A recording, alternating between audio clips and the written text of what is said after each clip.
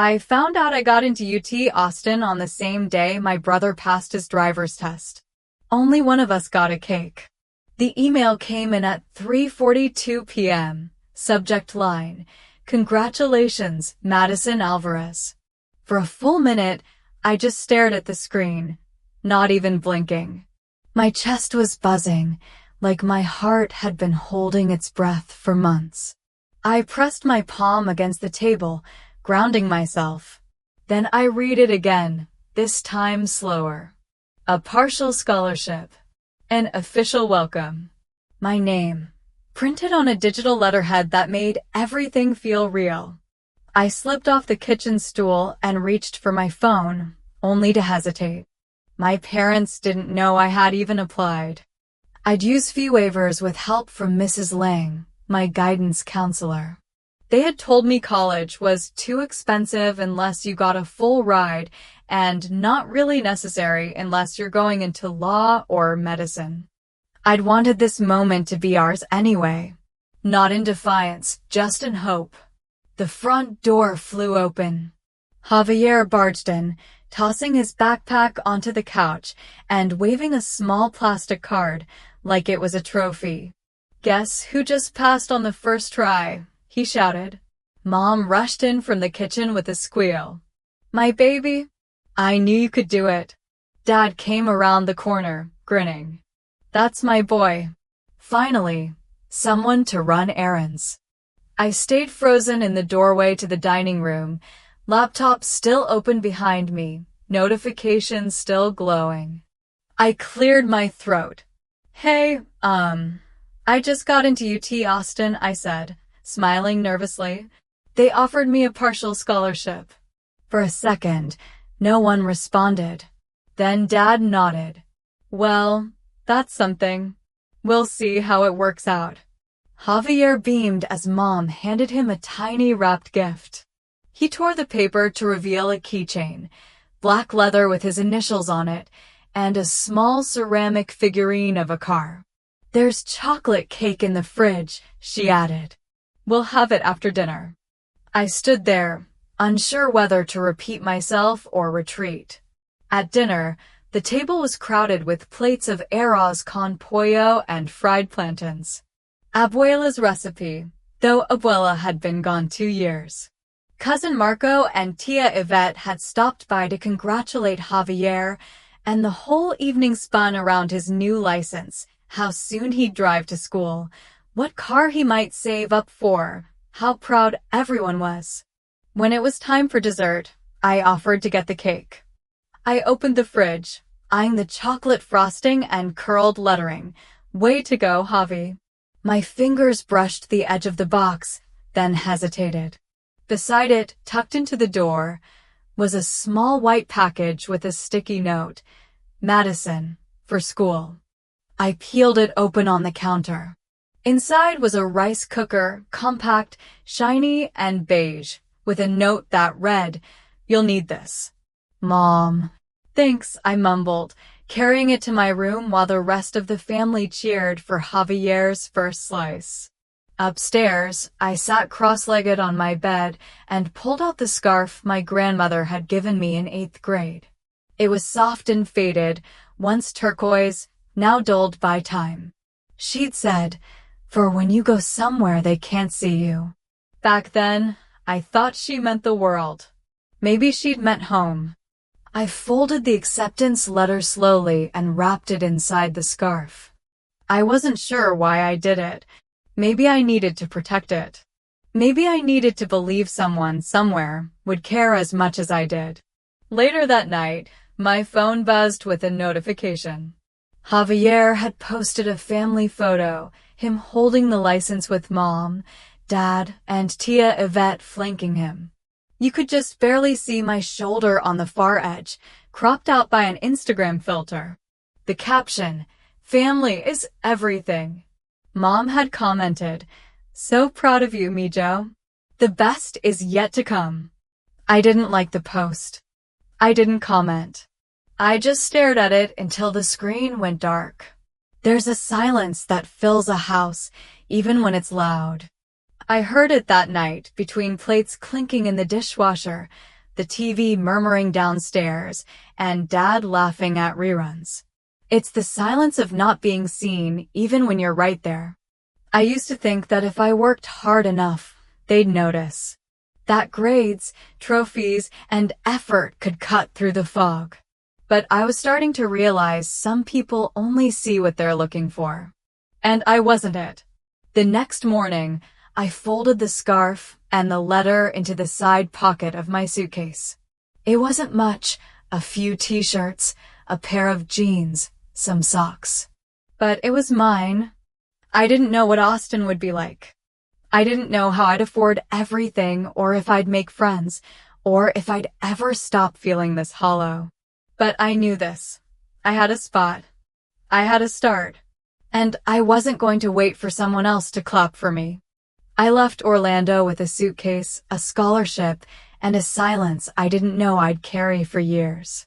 The first time I cried in college wasn't because of a mountain of homework or a failed test. It was because of something as simple as a bowl of soup. I remember it like yesterday, a rainy Thursday evening in Austin.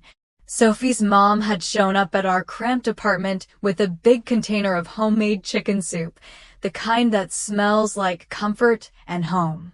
I was curled up on the couch, trying to eat some dry cereal for dinner, pretending I wasn't starving. When Sophie opened the door and handed me the soup, I barely managed to smile before the tears rolled down my cheeks. I felt invisible in that moment, not because no one cared, but because I was so far from the family I'd left behind and from the support I thought I deserved. Back when I was a kid, I once begged Mom to come to one of my school assemblies. She'd shrugged, barely looking up from her phone, and said, "Those things are all the same."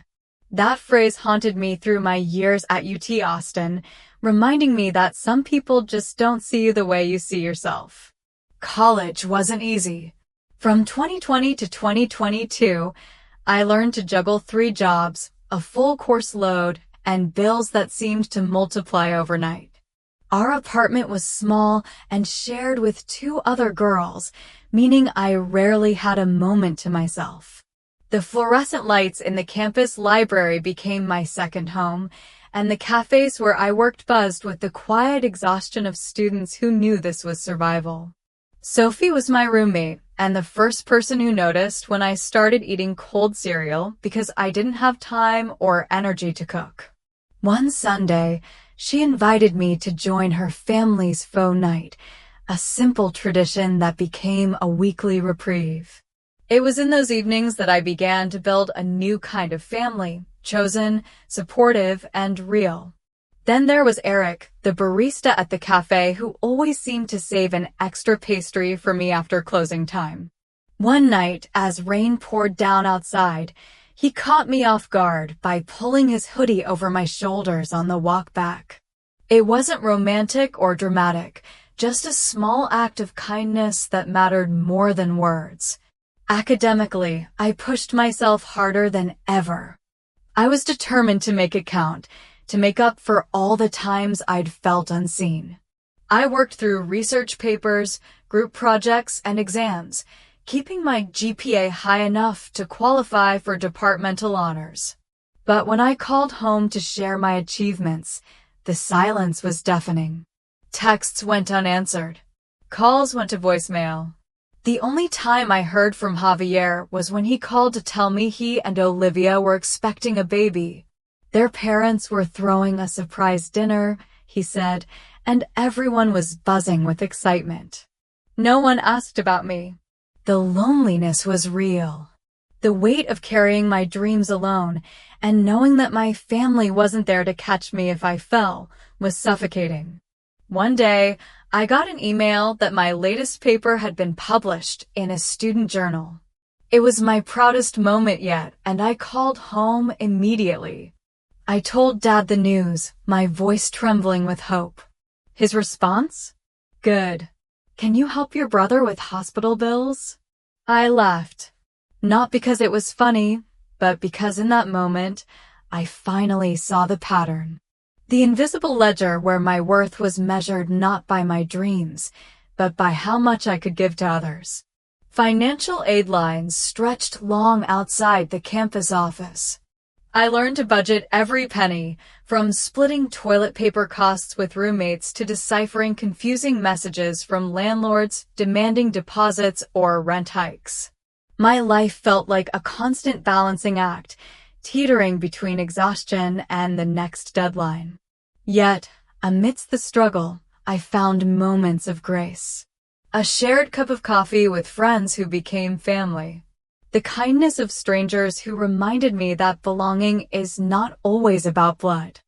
I was building a new home, brick by brick, even if the foundation back in Orlando was crumbling. The years passed in a blur of study sessions, late-night shifts, and quiet moments where I allowed myself to dream of a future where I belonged, where I was seen, heard, and loved for who I was, not just what I could provide. I paid for their hotel, printed the map, even picked a restaurant I thought they'd like. They picked someone else instead. Spring was in full swing across Austin, the campus buzzing with a mix of excitement and exhaustion. Graduation season had arrived with its usual fanfare, gown orders flooding in, senior photos snapped beneath towering oak trees, and the quiet undercurrent of anxiety swirling among the soon-to-be graduates about what comes next. For me, it should have been a moment of triumph, the culmination of years of hard work and quiet sacrifice. Instead, it felt like the start of a long, slow unraveling. A few weeks before the big day, I mailed out invitations to my family. The envelope was thick. Inside, a printed graduation announcement, 3 ceremony tickets, and a neatly folded campus map. I included a note about the restaurant I'd reserved for the post-ceremony dinner, a cozy spot with warm lighting and a menu that boasted everything from Texas barbecue to vegan options. I had used the last of my credit to hold the reservation, hoping the small gesture might make the weekend special. Mom replied quickly, wouldn't miss it. Her words lifted my spirits, more than I cared to admit. For a moment, I allowed myself to hope that the past year's distance might melt away for this one important day. But hope, as I was learning, is a fragile thing. 2 weeks later, my phone buzzed with a notification from Facebook. I was tagged in a flurry of photos, balloons in pastel blues and greens, cupcakes stacked like little towers, and a large sign reading, "It's a boy," flashing brightly in the afternoon sun. It was Olivia's gender reveal party. I stared at the images, heart sinking. My brother, Javier, and his wife were surrounded by friends and family, laughing and smiling as they celebrated the newest addition to their lives. No one had invited me. No one had even mentioned the party to me. I called home. Victor answered, his voice casual but tight. "The party's at 3. Your thing's at noon. It's too much back and forth. You understand, right?" I swallowed hard, the disappointment pooling deep. "It's my graduation," I whispered. He sighed, a sound heavy with unspoken things. "We're doing what's best for the family, Madison." The words stung. Best for the family. The family that had always put Javier first. The family that didn't quite know how to make room for me. That night, I sat at my desk, the invitation to dinner staring back at me. I grabbed my phone and canceled the reservation. My fingers trembled as I folded the 3rd graduation ticket and tucked it carefully inside my economics textbook, the book that had been my constant companion through late nights and early mornings. Closing the cover felt final. I scrolled through the group chat my family had created for the party. Messages flew back and forth, plans, jokes, photos of decorations and gifts. My name was nowhere to be found. They weren't coming. I just hadn't admitted it yet. Lying in bed, I thought about all the times I had asked for their attention and been met with half-hearted promises and broken plans. I remembered the 8th grade mathlete finals, where I had begged Mom to come, only to be told, "We'll try." They never did. The ache of that memory mingled with the ache of today, stitching a familiar pattern of absence and neglect. Yet, somewhere deep inside, a small ember of defiance flickered. If they wouldn't show up for me, I'd have to show up for myself. Tomorrow, I would wear that gown. I would walk across that stage. And I would do it alone if I had to. After all, sometimes the loudest applause comes from within. I paid for their hotel, printed the map, even picked a restaurant I thought they'd like. They picked someone else instead. Spring was in full swing across Austin, the campus buzzing with a mix of excitement and exhaustion. Graduation season had arrived with its usual fanfare, gown orders flooding in, senior photos snapped beneath towering oak trees, and the quiet undercurrent of anxiety swirling among the soon-to-be graduates about what comes next. For me, it should have been a moment of triumph, the culmination of years of hard work and quiet sacrifice. Instead, it felt like the start of a long, slow unraveling. A few weeks before the big day, I mailed out invitations to my family. The envelope was thick. Inside, a printed graduation announcement, 3 ceremony tickets, and a neatly folded campus map. I included a note about the restaurant I'd reserved for the post-ceremony dinner, a cozy spot with warm lighting and a menu that boasted everything from Texas barbecue to vegan options. I had used the last of my credit to hold the reservation, hoping the small gesture might make the weekend special. Mom replied quickly, "Wouldn't miss it." Her words lifted my spirits, more than I cared to admit. For a moment, I allowed myself to hope that the past year's distance might melt away for this one important day. But hope, as I was learning, is a fragile thing. 2 weeks later, my phone buzzed with a notification from Facebook. I was tagged in a flurry of photos, balloons in pastel blues and greens, cupcakes stacked like little towers, and a large sign reading, "It's a boy," flashing brightly in the afternoon sun. It was Olivia's gender reveal party. I stared at the images, heart sinking. My brother, Javier, and his wife were surrounded by friends and family, laughing and smiling as they celebrated the newest addition to their lives. No one had invited me. No one had even mentioned the party to me. I called home. Victor answered, his voice casual but tight. "The party's at 3. Your thing's at noon. It's too much back and forth. You understand, right?" I swallowed hard, the disappointment pooling deep. "It's my graduation," I whispered. He sighed, a sound heavy with unspoken things. "We're doing what's best for the family, Madison." The words stung. Best for the family. The family that had always put Javier first. The family that didn't quite know how to make room for me. That night, I sat at my desk, the invitation to dinner staring back at me. I grabbed my phone and canceled the reservation. My fingers trembled as I folded the 3rd graduation ticket and tucked it carefully inside my economics textbook, the book that had been my constant companion through late nights and early mornings. Closing the cover felt final. I scrolled through the group chat my family had created for the party.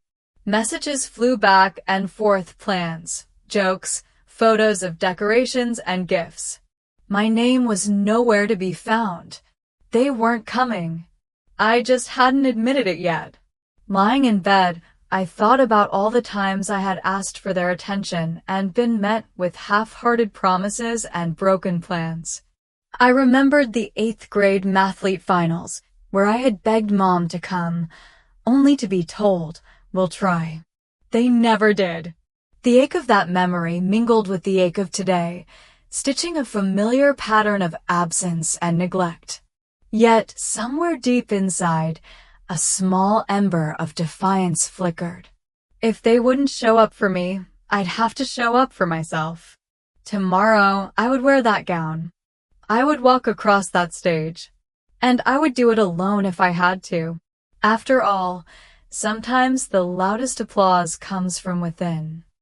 I ironed my gown twice and still believed they'd show up. That was the cruelest part. The morning sunlight spilled softly through my bedroom window, warming the faded carpet but doing little to ease the knot in my stomach. My hands trembled slightly as I took the graduation gown out of its plastic bag, smoothing the wrinkles carefully. Twice, I ran the iron over the fabric, once on the sleeves, again on the hem, trying to perfect every crease, as if the effort could somehow mend the growing ache in my chest. I had to believe they would come. Because how else could you prepare to walk across a stage without the people you long to see sitting in the crowd? Back when Javier was 5, our family had driven 4 hours just to watch his karate demonstration. I remember how they clapped, how proud they looked like he had won the Olympics. I held onto that memory tightly, hoping maybe today would be the same. I tucked a fresh flower lei, the soft scent of jasmine and plumeria filling my room, around my neck. Sophie had given it to me the day before, whispering, "For good luck, and to remind you you're not alone." It was a small gesture, but one that carried all the weight of 1,000 words. My phone remained stubbornly silent. No texts, no missed calls, just the quiet hum of the morning. Stepping outside, the warm Texas sun greeted me as I made my way to the UT Austin main quad. The space was transformed, lawn chairs arranged neatly in rows, colorful confetti fluttering gently in the breeze, and families buzzing with excitement. Senior photos were being taken under the sprawling oaks, graduates adjusting caps and gowns, laughter mingling with the distant notes of a band tuning up. I scanned the crowd, eyes searching for Victor and Elena. For a moment, I spotted a couple whose hair and build looked like theirs. My heart fluttered. But as I drew closer, I realized they were strangers, parents to another graduate, wrapped up in their own pride. Sophie appeared beside me, her hand warm on my shoulder. "Come on, let's get some pictures with my parents," she said softly. Her mom greeted me with a bright smile, and her dad clapped me on the back like I was family. They lifted me into their photos, and my voice cracked when I whispered, "Thank you." As I lined up with the other graduates, the moment stretched taut with anticipation. The announcer's voice boomed across the quad. "Will Madison Alvarez please come forward?" I stepped up to the stage, heart pounding beneath my gown. The applause was genuine, warm, but it wasn't the sound I'd been waiting for. Then my phone buzzed. I pulled it out discreetly and saw a notification tagged in a Facebook post. "It's a boy," the caption read. The photo showed Javier and Olivia surrounded by balloons and streamers, friends gathered around, smiling under a bright blue sky. The timestamp was 11:59 a.m., 1 minute before my name was called. The sting was sharper than any words. I stood on that stage alone, the empty chair I had reserved just a few feet away glaring back at me like a spotlight. I placed the bouquet Sophie had given me gently on the steps before descending, a silent protest against the absence I couldn't ignore. They didn't just miss it, they replaced it. Walking away, I felt the weight of years of neglect settling over me like a heavy cloak. But beneath the hurt, there was a fierce resolve beginning to burn. I wouldn't let this be the story they told about me. Not anymore. The first call I got after graduation wasn't, "We're proud of you." It was, "Can you Venmo $300 for Olivia's hospital deposit?" I sat on the edge of my bed, the dim light from the single lamp casting long shadows across the half-packed boxes stacked neatly beside me. The faint smell of leftover graduation cupcakes lingered in the air, sweet, but stale, much like the promises I'd been holding onto. My phone vibrated insistently. The screen lit up. Victor Alvarez. I swallowed hard before answering. Hey, Madison, his voice was casual but strained. Listen, Olivia's got some hospital bills coming up. You know how hard life gets with a baby. Can you help out? Maybe Venmo $300. I blinked, stunned. The words hung in the air like a challenge. I remembered the times Dad had said, "You go to college to make money, right? Time to pay it forward." But this wasn't paying it forward. It was paying for the past, the years I'd been invisible, the milestones they'd missed. I didn't respond right away. Instead, I pulled up the video Javier's party host had posted, the one from the gender reveal. The balloons, the laughter, the smiling faces, and me, nowhere to be seen. My thumb hovered over the delete button. Then, with a steady breath, I tapped it. No more reminders. No more ghosts. Just then, my phone buzzed again, a text from Elena. Don't be so sensitive. You know we're proud. Pride, she said. I stared at the words, feeling the sting beneath the surface. Later that day, I logged into a Zoom call with Dr. Martinez. Her warm face filled the screen, and her eyes held the calm reassurance I so desperately needed. There's a difference between love and obligation, Madison, she said gently. Sometimes, family expects things not because they care, but because it's what they want. You have the right to choose yourself. Her words settled over me like a balm. That evening, sitting at my small kitchen table, I composed an email to my new employer. My fingers trembled slightly as I typed. Due to unexpected changes in my housing situation, I'd like to request an earlier start date, if possible. I hit send, heart pounding. Minutes later, the reply came through. Absolutely. We've reserved a corporate apartment for you starting 2 weeks from now. Welcome aboard. Tears streamed down my face, but these were tears of relief, a release from the weight I'd carried for too long. That night, after Sophie brewed me a cup of lavender tea and we sat in comfortable silence, I bought a one-way bus ticket at 2 a.m. It felt like a rescue. Packing my worn second-hand suitcase in the quiet of my apartment, I folded away the past with each shirt and book I packed. I was ready to choose myself.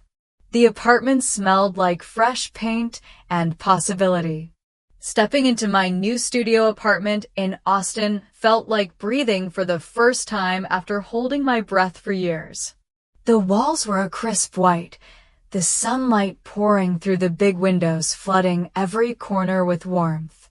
It wasn't much, just enough space for a small couch, a desk, and a nook by the window where I set up a little garden of plants Eric had brought me. But it was mine. I've never had a space that was fully mine, I told Eric one afternoon as we hammered shelves into the wall. He shrugged, smiling gently. Sounds like it's time. The words echoed in my mind. It was time to rebuild, time to heal, time to finally own who I was beyond all the pain and neglect. Summer bled into fall, and I settled into my new rhythm. I joined a Saturday volunteer group mentoring first-generation college students. The group was a patchwork of stories, young people navigating families that didn't understand their dreams, just like I had.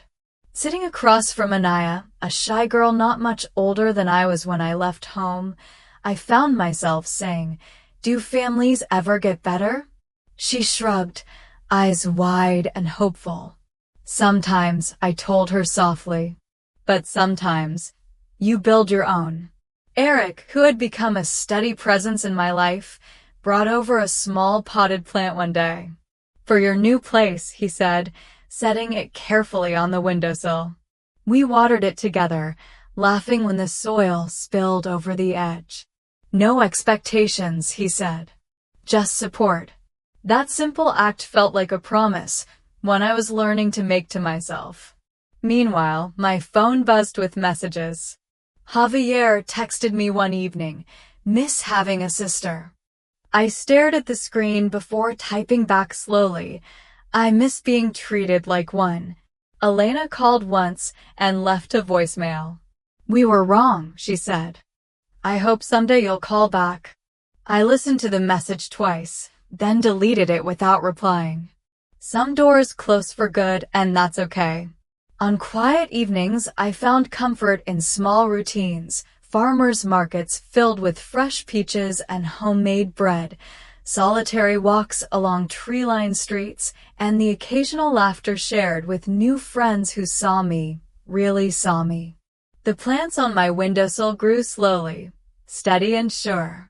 They reminded me that healing isn't a race, but a gentle unfolding. As I watered one of Eric's plants, a little succulent with thick, vibrant leaves, I realized something. I still carried their last name, but this new life? Every bit of it was mine. And that was enough. As I water the slow-growing plant by my window, I'm reminded that healing takes time, and sometimes the quietest growth is the strongest. Family isn't always about blood. It's about who shows up when it matters most. If we learn to listen with our hearts and offer kindness without conditions, we create a chosen family that sustains us through life's storms. If this story touched you, I'd love to hear your thoughts or experiences. Thank you for sharing this journey with me.